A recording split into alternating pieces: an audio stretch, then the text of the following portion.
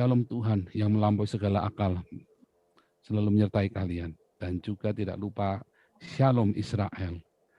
Kami selalu mendukung kalian di dalam doa. Sebab Tuhan Israel, Jehovah Sebaot yang melindungi Israel. Haleluya. Oke, wah ini sudah langsung penuh, sudah langsung full ya. Teman-teman, mohon dimaafkan yang di live show, yang di live YouTube, tetap saya akan kasih linknya nanti, tapi ini memang kita sudah 97 pesertanya. Oke, hari ini tema kita adalah demi Palestina, Ibu Pertiwi memangsa anaknya sendiri. Luar biasa. Masa suara saya kecil sih?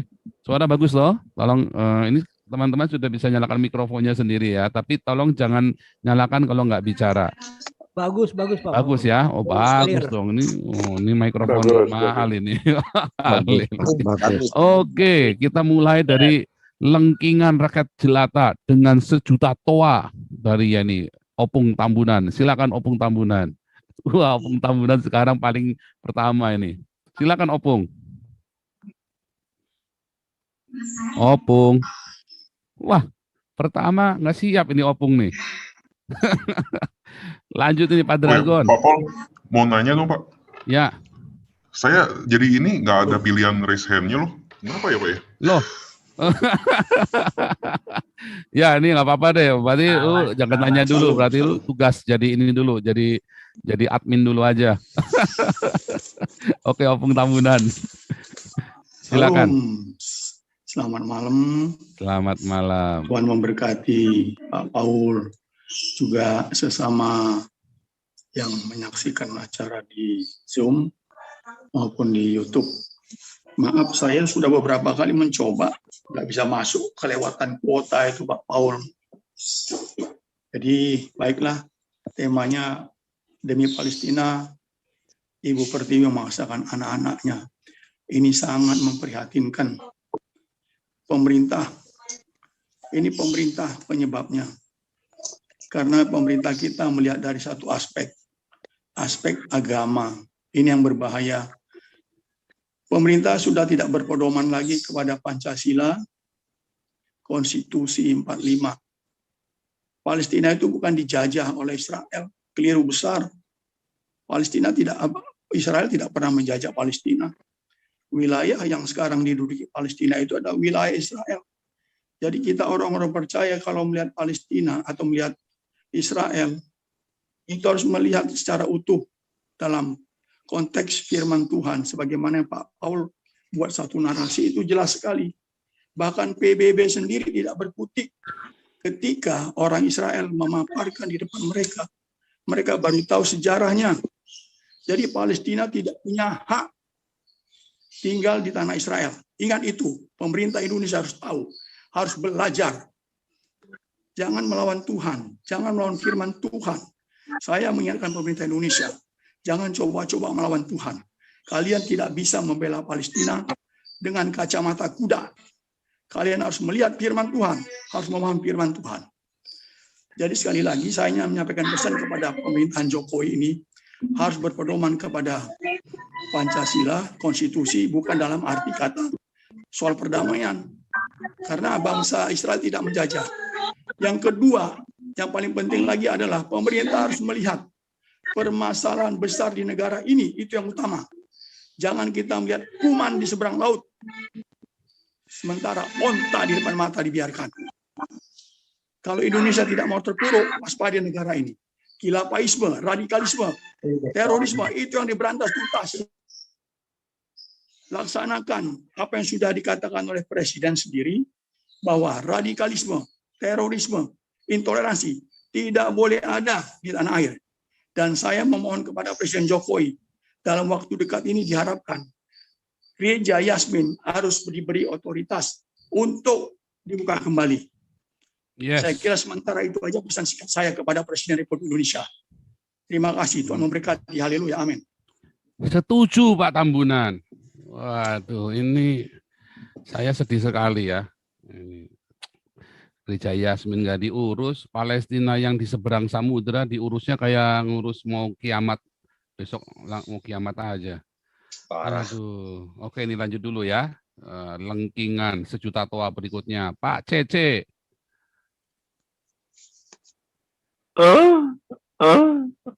Borok lu. Shalom. Shalom. Udah. Pak Paul, Ya. ini pas banget nih Pak Paul ngomong kayak gini. Kita ini udah dijajah Pak Paul. Dijajah dengan ideologi asing, Arab lah.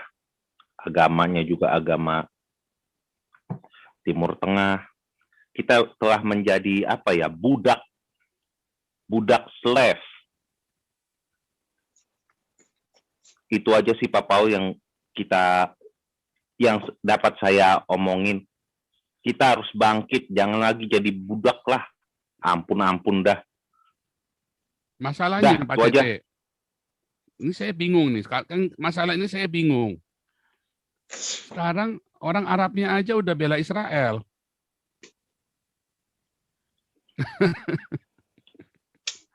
Ya Bingung, itulah kan? yang perlu kita kikis Pak Paul. Kita harus kikis terus. Kita viralkan lah ini bacotan kayak gini. Ini didengar Pak Paul. Ini didengar Pak Paul. Bacotan kayak gini. Ini kan kita lagi nyinyir kepada ideologi Arab, ideologi agama. Kita nyinyirin aja terus. Biar mereka sedikit demi sedikit itu terkikis lama-lama mereka jadi apa, jijik sendiri, mau muntah, pasti ntar mereka ama apa namanya, ideologi Arab sama agama. Ya itulah karena ini kontradiksi karena orang-orang moderatnya pun sekarang bela Palestina. Nggak usah Cokro TV jauh-jauh, itu bela Palestina semua. Jadi goblok semua. Kita nggak usah jauh-jauh dari Palestina dulu dah Pak Paul. Kita udah jadi budak Pak Paul. Udah jadi budak. Kenapa saya bilang jadi budak? Karena di puncak sono ya orang-orang kita sendiri yang perempuan-perempuannya jadi ah-an orang Timur Tengah. Lu pada nyadar gak sih? Hah? Nggak nyadar lah. Bangga kok. Sekarang coba pergi ke puncak. Kalau mereka bisa dapat cowok Arab, terus punya anak, mereka bangga. Paradigmanya udah beda. Perempuan kita tuh digenjotin terus, Pak Paul. Mereka bangga. Itu semacam yang di Indramayu, jadi bisnis. Mereka bangga, kasih ke penawar tertinggi. Itu sama ada satu kampung di Thailand, ya kalau anaknya jadi benches gitu, jadi transgender, mereka bangga. Kan di sana kan ada dewa yang benches ya kan, dewa yang hermaprodit itu kan. Jadi kalau anaknya ini jadi itu didandanin sekalian dari kecil, yang cowok itu jadi cewek sampai cantik sekali begitu besar. Waduh, perempuan aja kalah cantik. Kalau ya, bahasa Inggrisnya female ya. Iya, female ya. Ya, dan ini kita tampung ya. Nah, ini kita tampung nih nanti. Jadi apa? Bagaimana pemimpin kita di dalam kepemimpinan negarawan ini? Kita ini sudah melanggar konstitusi kita sendiri harusnya dengan kita membela habis-habisan Palestina. Iya. Sama satu lagi Pak Paul. Jargon FPI kan Pak, kalau demo kan selamatkan NKRI dari kafir asing dan kafir asing, ya kan? Yang bisa kita lihat di asing dan asing. Mereka itu asing dan asing nggak sih bagi Nusantara ini? Loh, kalau Palestina itu bukan asing dan asing. Abul Ambiyah. Oke, lanjut dulu. Oke lah, lanjut dulu ke yang lain Pak Paul. Pak Dragon mau sekarang apa nanti? Nanti Pak, nanti. Oh, Stephen Holy, silakan. Kedua ya Pak ya, sesi kedua ya. Ya, Stephen Holy. Mana nih Stephen Holy? Lanjut Pak, saya habis ini aja Pak. Oke, skip dulu ya. Ya. Ibu Mei. Setelah ini aja Pak. Ya. Ini rice hand buat susu kuda kok. Oh. Dia nggak bisa rice hand. Kasihan. Ya oke, susu kuda Mana silakan. kok susu kuda kok. Mana susu kuda? Oke deh. Yang Ya, pertama. oke, mumpung dapat slot nih. Ya. Ya, jadi sebelumnya Shalom, Rahayu, buka, jus, kubrak, ulala bebe. Ya, jadi gini Pak, oh ya sebelumnya mohon dukungannya ya untuk channel saya yang masih baru, channel Susu Kuda. Kalau nggak like dan subscribe, nanti saya masukkan ke kubah besi. Ya, oke. Ya, jadi gini, Pak Paul. Tambah lama tambah gila juga lu ya. Masuk kubah besi jadi aman ya Pak ya? Ini malah. Iya, jadi gini Pak. Ya, tadi beberapa jam yang lalu kan saya ada live gitu ya, mengadakan live di channel saya ya melalui yang saya kayak Bapak bilang itu ya, yang taksi mengenalnya lain itu. Nah, dan di sana di sesi tersebut ada komentar dari beberapa yang menyalurkan desahan rakyat jelantah di sesi tadi. Yang saya rasa saya pengen juga tanyain ke Pak Jenderal dan Pak Paul mengenai itu gitu loh.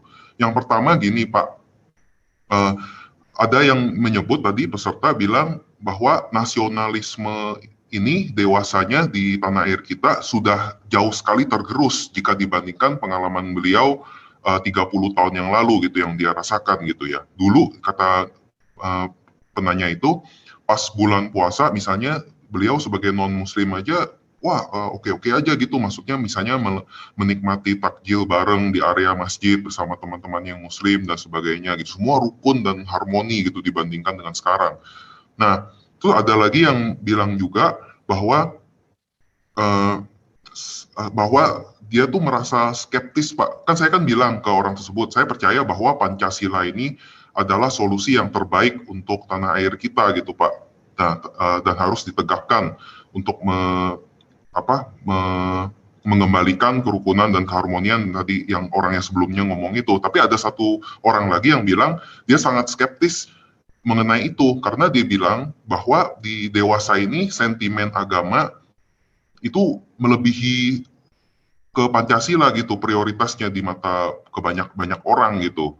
Dan terutama dia nyebut karena juga ada sejarah konflik-konflik antara dua agama terbesar di dunia ini yang jadi faktor juga. Jadi orang itu sangat skeptis. Tapi saya pribadi bilang saya tetap percaya pada Pancasila dan saya malah arahin mereka supaya menyimak pengajaran Pak Jenderal Junius Tobing juga mengenai Pancasila.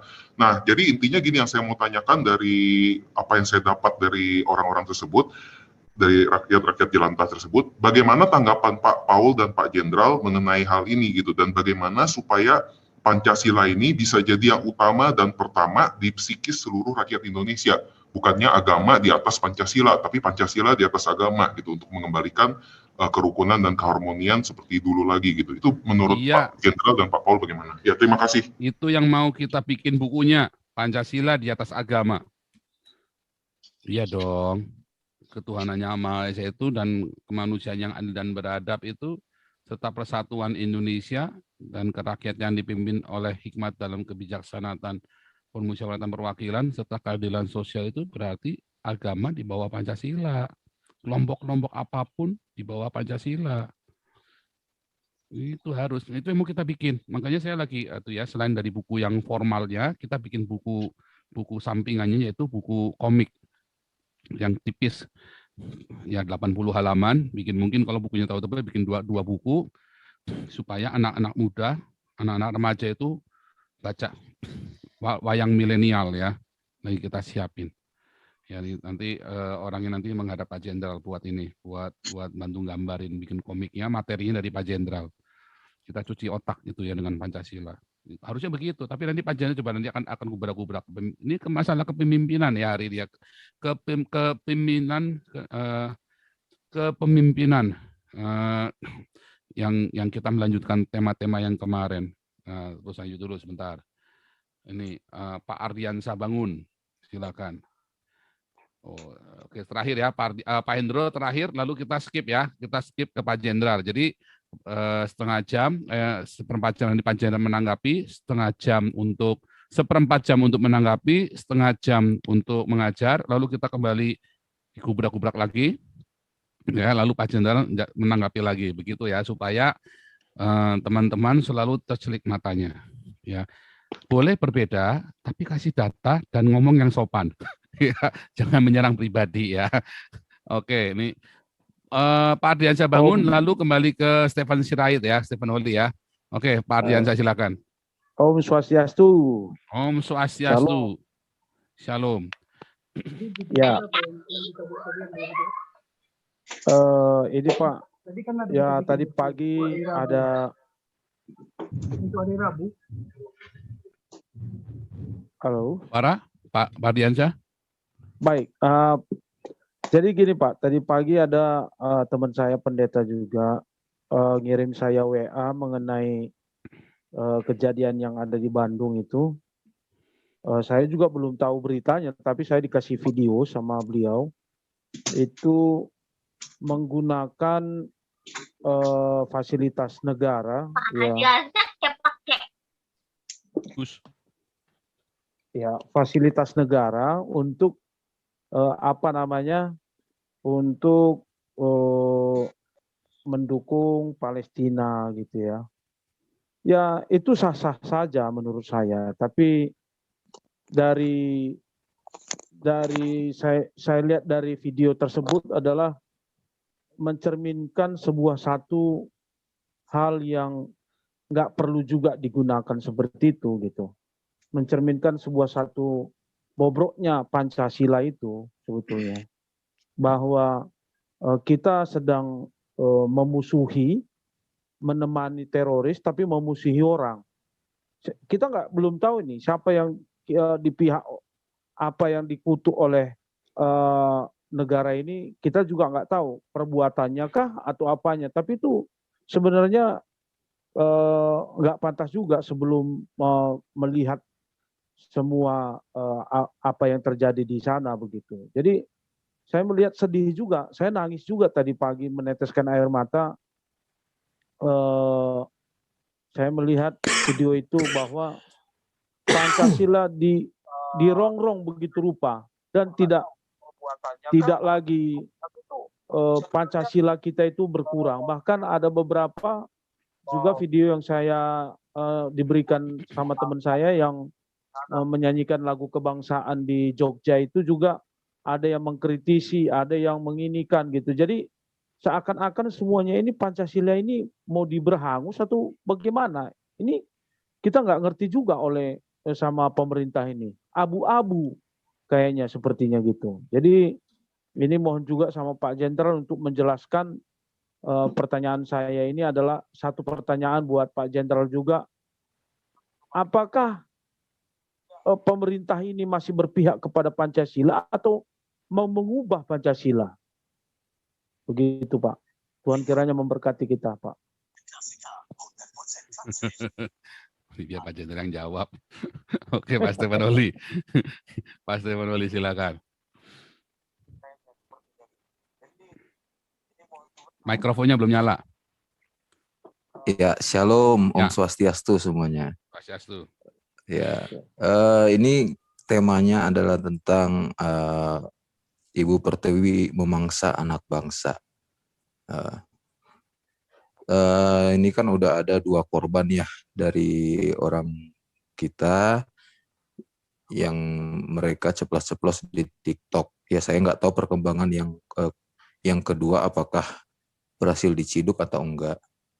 Kalau nggak salah dia baru Simbolon. Ya, kalau yang pertama kan udah kelar masalahnya. Yang kedua baru Simbolon ini saya nggak tahu, belum ada kabarnya lagi. Terus yang ingin saya bahas adalah saya sebenarnya dari dulu sudah mempelajari tentang Pancasila ini. Cuman semakin ke sini saya agak menemukan suatu jalan keluar yang ada dalam pikiran saya sendiri gitu Pak ya. Soalnya saya lihat Pancasila ini adalah suatu kesemuan dalam negara ini. Semu, kalau saya bilang sih Pancasila yang semu. Karena ya tetap yang dijalankan adalah pemikiran-pemikiran orang mayoritas. Nah, saya jadi ingat ketika kita flashback lagi kalau sejarahnya Pak Soekarno bagaimana dulu menegakkan Pancasila, beliau banyak memberantas organisasi teroris yang salah satunya adalah DITII yang dipimpin oleh Sukarmaji. Nah, setelah ditangkap, Sukarmaji kan dieksekusi Pak ya, dieksekusi oleh atas perintah Bapak Soekarno. Tapi ada yang aneh di sini.